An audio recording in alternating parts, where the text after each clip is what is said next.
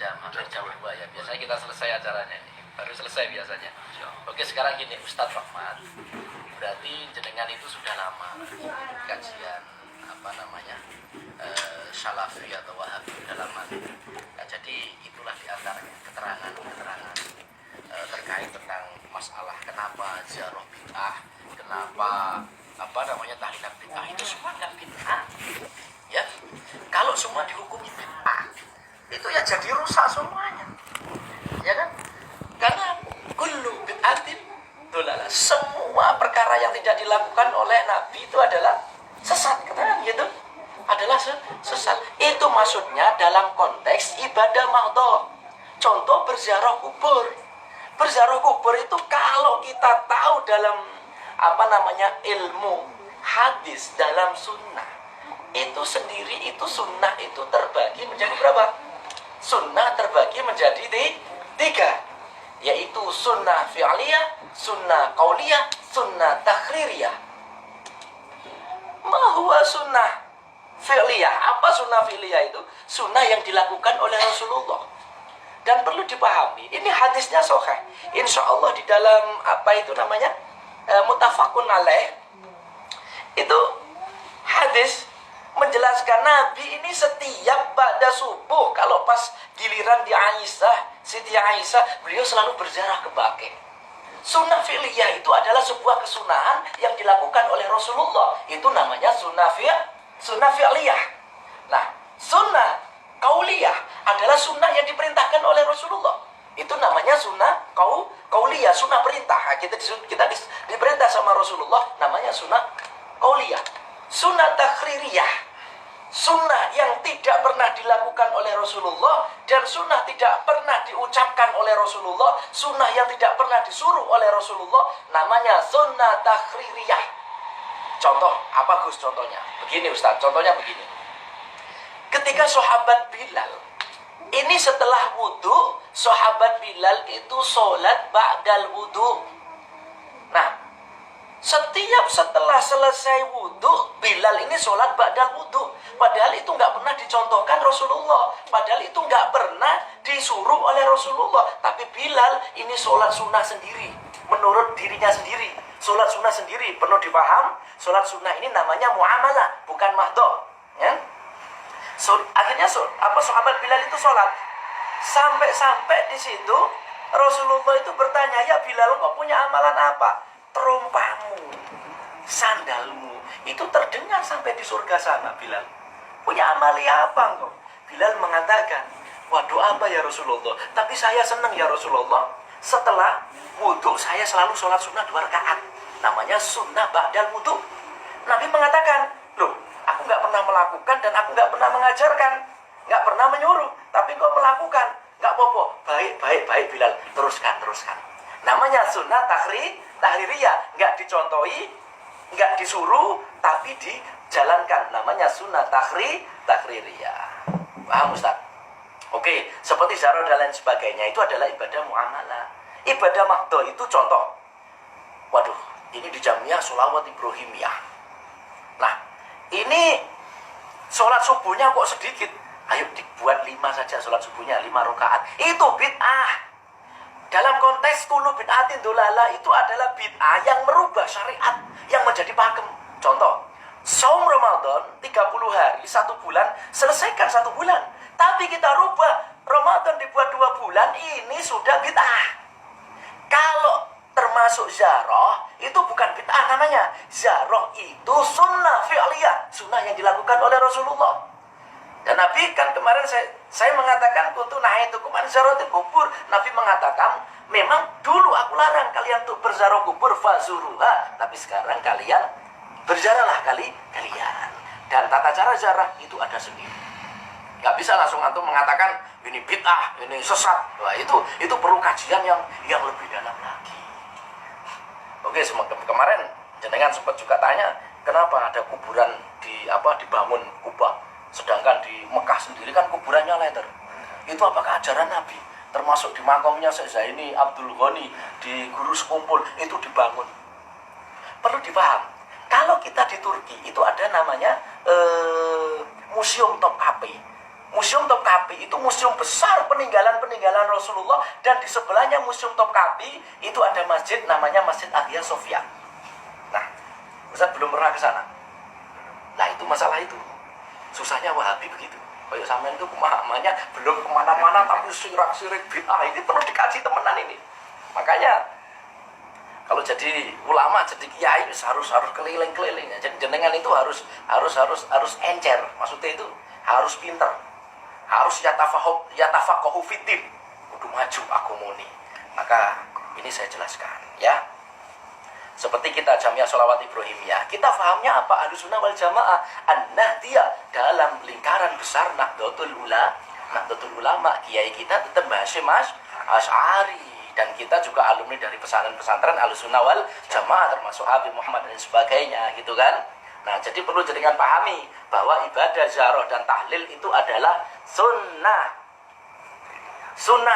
Termasuk Habib tadi mengatakan, kalau memang mengharamkan, ada nggak dalil yang diharamkan? Yahrum wa qala Nabi Muhammad sallallahu alaihi wasallam. Contoh, diharamkan kalian untuk berziarah kubur. Nggak ada. Itu kan hanya rekaan akal saja. Maka kalau akliyah, kita jawab akliyah.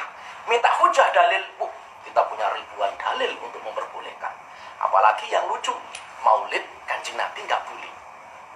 Contoh, Gus, maulid bid'ah. Dalam pahaman jenengan kan maulid bid'ah, ngerti tak? Maulid bid'ah, kok lucu? Maulid itu Rasulullah sangat merayakan. Bagaimana Rasul merayakan maulid? Itu dengan dia saum. Min hadza yaumil isnain, min hadza yaum Hamis.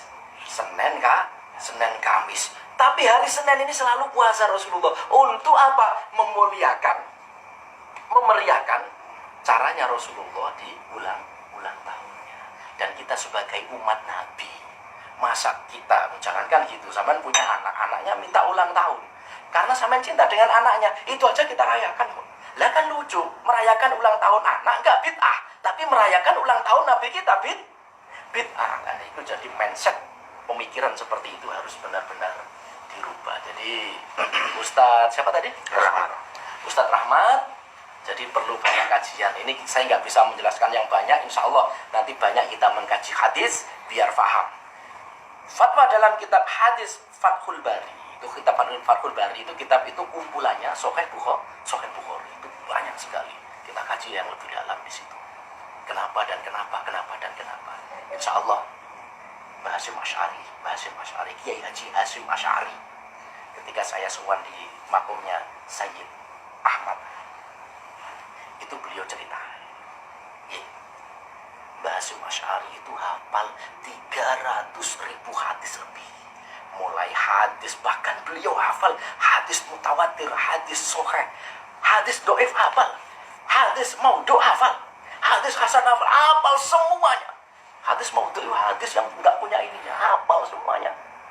Kalau Mbah Hasyim Asy'ari sudah hafal 300.000 hadis, beliau tetap mengajarkan tahlilan, mengajarkan maulid, mengajarkan ziarah. Berarti sudah disari-sari itu.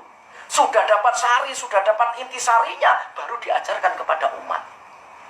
Kalau memang ziarah kubur dan tahlilan itu adalah bid'ah, Mbah Hasyim Asy'ari pertama yang membid'ahkan. NU dibid'ahkan semua untuk untuk ziarah kubur. Kenapa Mbah Hasyim Asy'ari tetap memperbolehkan ziarah kubur? Mbah Hasyim Asy'ari memperbolehkan maulid. Mbah Hasyim Asy'ari malah menganjurkan untuk berziarah, tahlil dan lain sebagainya. Karena itu adalah sebuah muamalah yang luar biasa. Hikmahnya mempunyai spiritual yang punya hubungan luar biasa dengan Rasulullah. Begitu. Jadi apalagi pemahaman jenengan? Tadi jenengan bertanya ke saya, ziarah bid'ah, tahlil bid'ah, sudah saya jawab semuanya. Kira-kira gimana? Sudah jelas?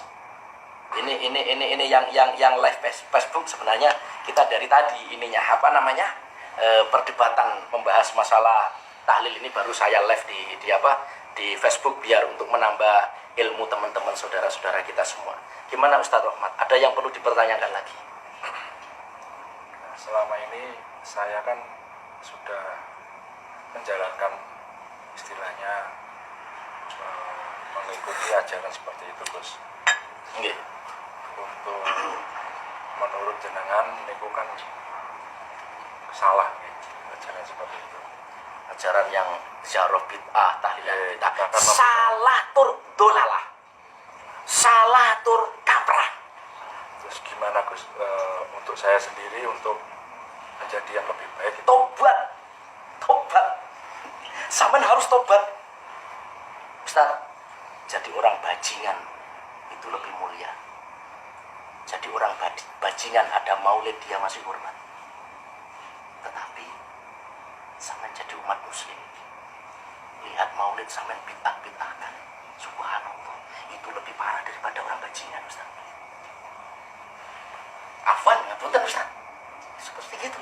Jadi bagaimana kalau sudah seperti ini? Sudah pindah haluan.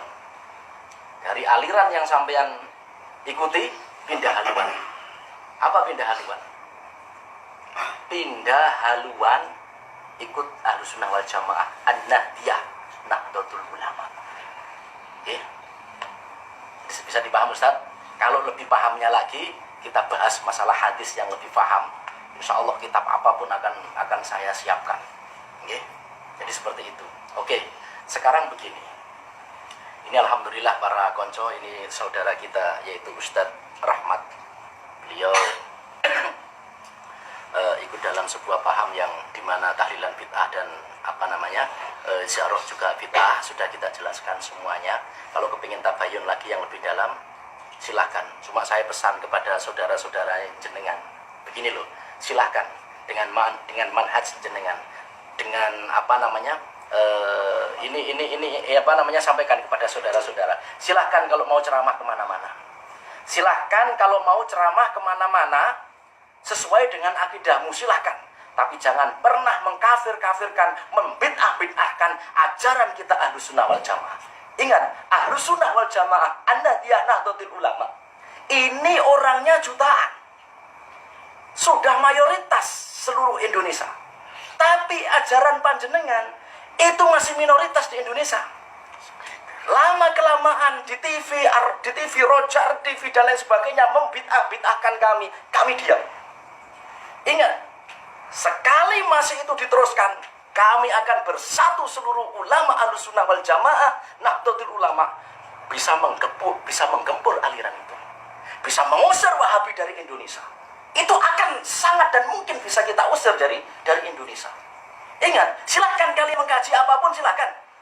Sesuai dengan akidahmu, silakan. Jangan sirik-sirikkan orang yang berziarah kubur. Jangan membid'ah-bid'ahkan orang yang berziarah kubur.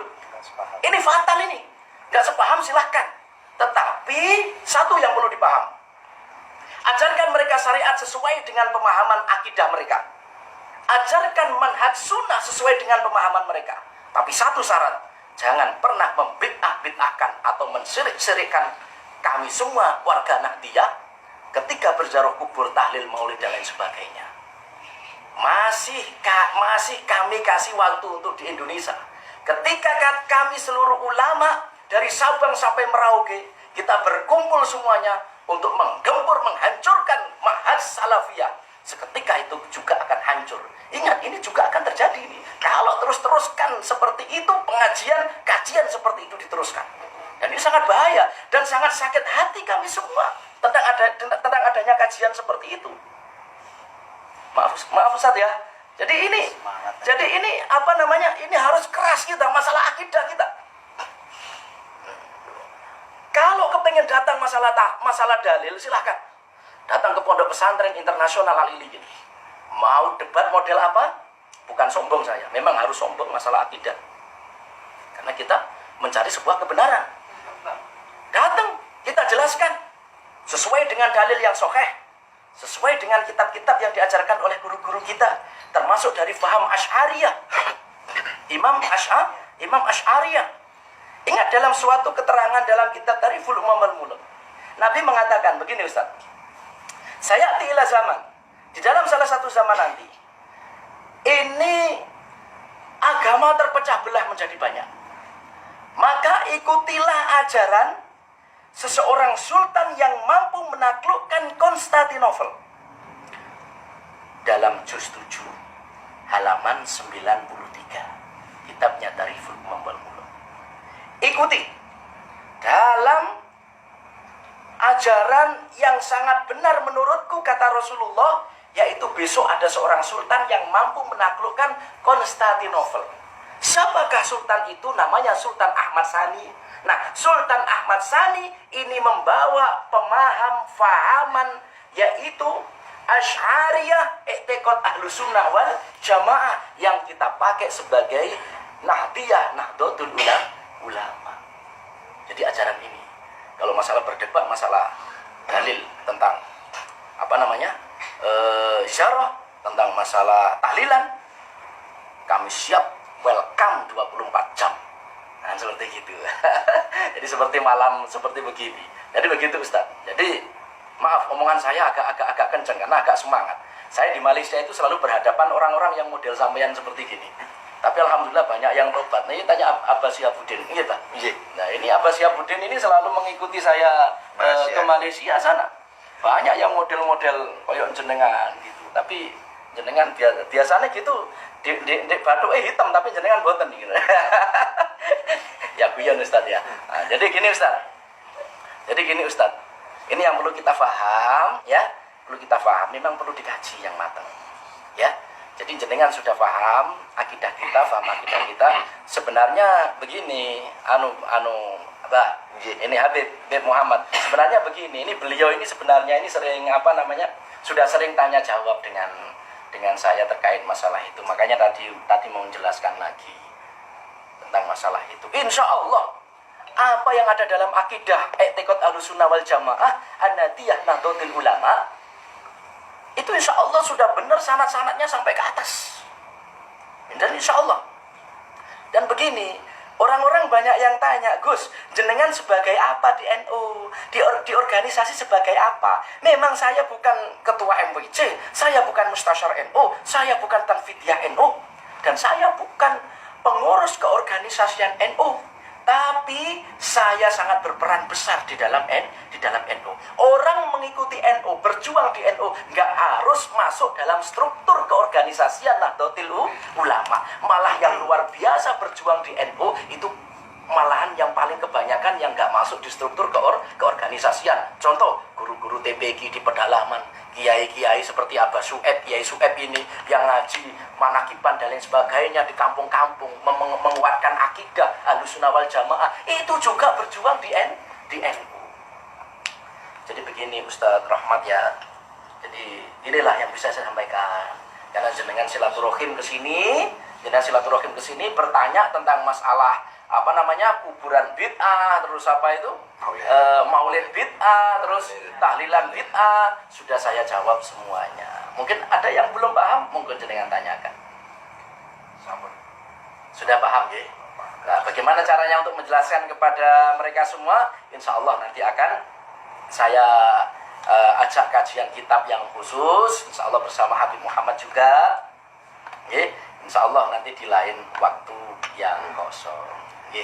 Jadi gitu ya, Ustadz Rahmat. Jadi klarifikasi masalah begitu, monggo kita jelaskan. Cuma tolong disampaikan kepada teman-temannya antum yang belum paham. Tolong jangan bid'ah-bid'ahkan orang yang maulid, jangan bid'ah-bid'ahkan orang yang ziarah kubur, jangan bid'ah-bid'ahkan orang yang orang yang tahlil. Ingat, silahkan kalian mengajarkan sesuai dengan manhaj sunnah kalian. Tapi tolong jangan kafir-kafirkan orang lain, jangan bid'ah-bid'ahkan orang lain. Kalau tetap itu diteruskan, maka saya akan bersatu dengan beberapa ulama untuk menghancurkan aliran itu. Silakan, kita nggak menyalahkan kok. Ini Indonesia kok. Silakan pakai paham yang lain-lain. Kita ini Ahlussunnah nggak pernah menyalahkan Wahabi, nggak pernah menjelek-jelekkan Wahabi. Cuma mereka semua itu yang selalu menyalah-nyalahkan kita, dan kita selalu cool karena ingin Indonesia gema ripa longcinawi. Kepingin tentram negara kita tidak mau ada pergaduhan. Termasuk tanggung jawab ulama yang besar besok di hadapan Allah adalah satu, menentramkan umat. Jadi saya pun tidak langsung menghancurkan, itu hanya bahasa emosi saya. Maksudnya bahasa emosi saya, tolonglah yang ceramah-ceramah seperti membid'ah-bid'ahkan, sudah selesai, tutup, diam. Sudah jangan diulang-ulang lagi. Kami mayoritas, kalian minoritas. Sekali kami bergerak, habis kalian semua. Ingat, NU sangat besar, Ahlussunnah wal Jamaah sangat besar.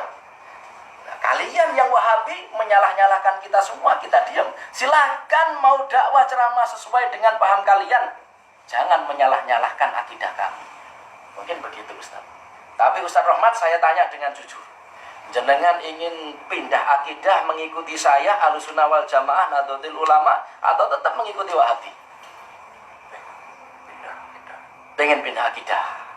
Ya, pengen pindah akidah mengikuti Ahlussunnah wal Jamaah. Diikuti saya dengan ucapan Bismillahirrahmanirrahim. Saya berjanji akan keluar dari akidah saya, dan saya akan mengikuti Ahlussunnah wal Jamaah An-Nahdiyah, insyaallah. Dan saya berjanji, dan saya akan tidak mengulangi untuk membid'ah-bid'ahkan Ahlussunnah wal Jamaah, dan saya keluar dari akidah saya, dan mulai malam ini seterusnya saya akan mengikuti Ahlussunnah wal Jamaah. Tidak ada unsur paksaan apapun. Amin. Bismillahirrahmanirrahim. Tolong didoakan.